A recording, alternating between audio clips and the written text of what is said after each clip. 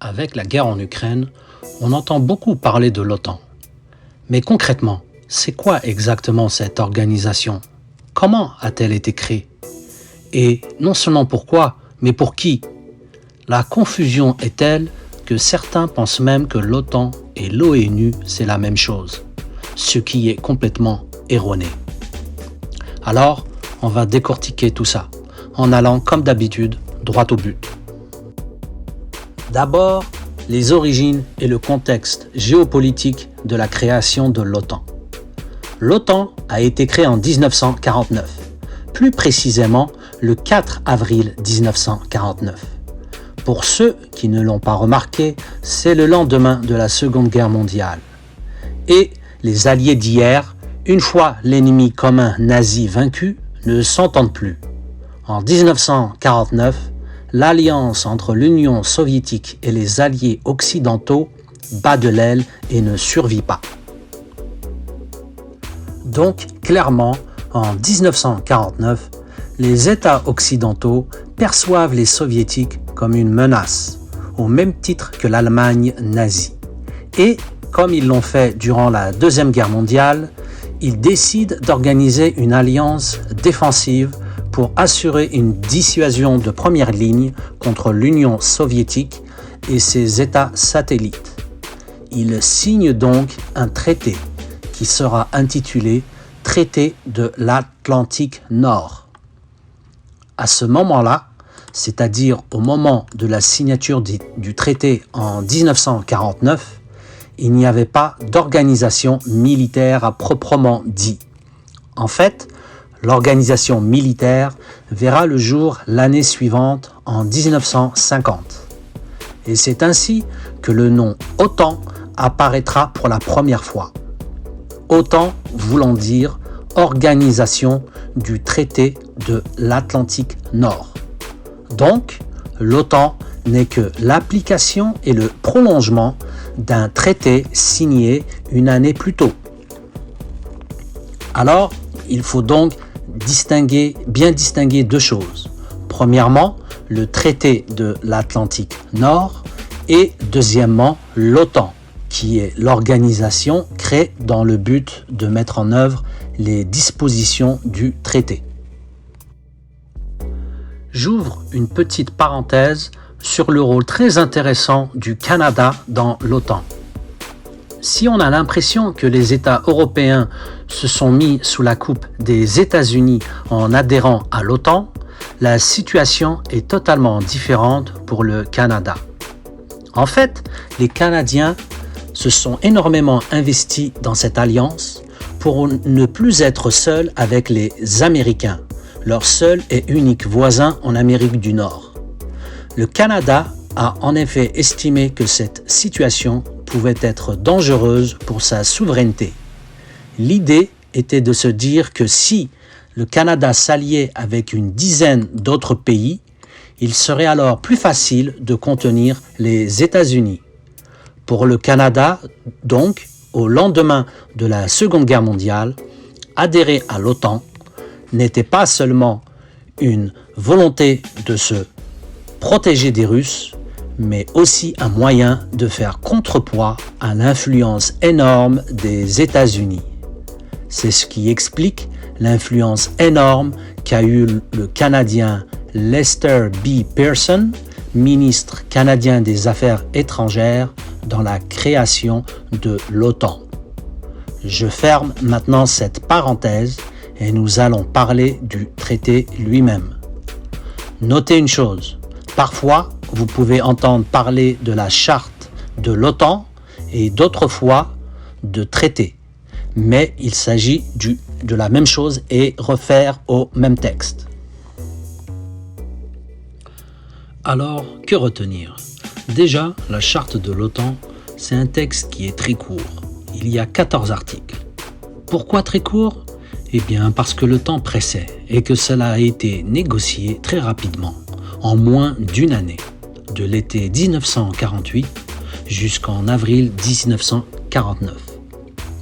De ces 14 articles, il y en a un qui est très important. C'est l'article 5 qui stipule qu'une attaque contre un des membres de l'OTAN est une attaque contre l'ensemble des autres membres. Car, comme on l'a expliqué à l'origine, l'OTAN est une alliance défensive qui ne devait réagir qu'aux attaques, en particulier celles provenant du bloc soviétique. Sauf que, avec le temps, l'OTAN va connaître deux mutations majeures. La première mutation a lieu à la chute de l'URSS. Normalement, quand on regarde les grandes alliances dans l'histoire, que ce soit celle qui a vaincu Napoléon ou bien celle qui a été créée au cours de la Première Guerre mondiale, presque toutes les alliances disparaissent en raison de deux événements. Soit lorsqu'elles sont vaincues, soit lorsqu'elles sont vainqueurs et donc n'ont plus de raison d'être. En d'autres termes, les alliances, en général, ne survivent pas à leurs adversaires.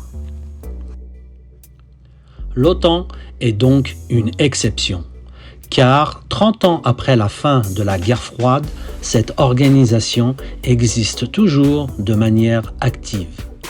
En fait, cette longévité est due à une chose, la capacité qu'ont eu les dirigeants de l'Alliance de lui donner de nouvelles fonctions au lendemain de la chute de l'URSS. C'est ainsi que l'OTAN intervient en Afghanistan et en Yougoslavie. Ces interventions extérieures ont constitué la première mutation de l'OTAN. La toute première intervention a lieu en 1995 en Yougoslavie. L'OTAN va bombarder les Serbes de Bosnie pour les contraindre à la négociation. Sans trop rentrer dans les détails, ces bombardements ont été réalisés à la demande des Nations Unies. Cela ne sera pas le cas lors de la deuxième vague de bombardements, toujours contre les Serbes, en 1999 pour défendre les séparatistes du Kosovo, une province serbe peuplée à 90% d'Albanais. Cette campagne de bombardement a été réalisée sans autorisation de l'ONU. La deuxième intervention de l'OTAN à l'extérieur de ses frontières concerne l'Afghanistan. On a parlé plus tôt de l'article 5 qui stipule qu'une attaque contre un des membres de l'OTAN est une attaque contre l'ensemble des autres membres. C'est exactement cet article que les États-Unis ont invoqué après les attentats du 11 septembre 2001.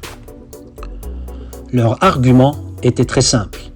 Il y a eu une attaque en sol américain et il faut donc réagir collectivement. C'est assez ironique car à l'origine, l'article 5 visait une attaque sur le sol européen. Quoi qu'il en soit, la seule fois où l'article 5 a été invoqué, c'est après les attaques du 11 septembre 2001. Les États-Unis vont rapidement désigner le gouvernement taliban en Afghanistan comme étant, sinon pas responsable des attentats, mais à tout le moins supporter les terroristes. Et cette désignation va justifier le déploiement d'abord de forces américaines, puis ensuite de forces des différents États membres de l'OTAN, sans autorisation, encore une fois, de l'ONU. Il y aura d'autres interventions de l'OTAN, notamment en Libye en 2011.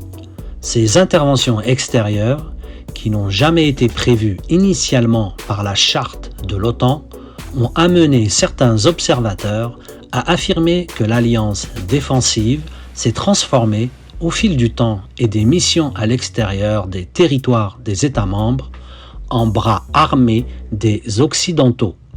Cette transformation du mandat de l'OTAN constitue la première mutation depuis la fin de l'URSS. La seconde mutation de l'OTAN concerne son élargissement. L'OTAN a ainsi décidé d'inviter ou de permettre aux anciens États alliés de l'Union soviétique de déposer leur candidature pour devenir membres de l'Alliance. Il y a eu beaucoup de débats parmi les membres de l'Alliance à ce sujet. Disons que les intégrationnistes l'ont emporté pour deux motifs. D'abord, le premier motif était d'accompagner ces anciens États du bloc de l'Est dans la transition entre un régime autoritaire vers un régime démocratique et d'une économie planifiée à une économie de marché. Ensuite, le second motif était de calmer la situation géopolitique en Europe. Car dans les années 90, et la Yougoslavie en est le meilleur exemple, il y avait dans le continent européen énormément de foyers de tension. Le raisonnement était donc de se dire que si un maximum de ces pays pouvaient adhérer à l'Alliance, cela allait contribuer à la stabilité de l'Europe. Après, forcément, il devait aussi y avoir des arrière-pensées contre la Russie. En accueillant ces pays, on s'assurait en effet que la Russie n'ait plus de visée sur l'Europe orientale telle qu'elle les avait après la Seconde Guerre mondiale. C'est d'ailleurs ce jeu d'influence qui a fait exploser la situation en Ukraine. Il ne faut pas oublier que l'intégration de l'Ukraine à l'OTAN était une ligne rouge à ne pas dépasser pour Poutine. Les Russes ont d'ailleurs affirmé avoir reçu des garanties que cela ne se ferait pas lors de la chute du mur de Berlin. Des promesses qui ont été démenties par les Occidentaux. Je vous laisse donc seul juge de la situation. Alors, ceci conclut cette émission sur l'OTAN. J'espère vous avoir appris 2-3 trucs.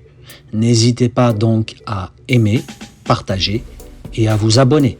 Et je vous dis à très bientôt pour un autre sujet.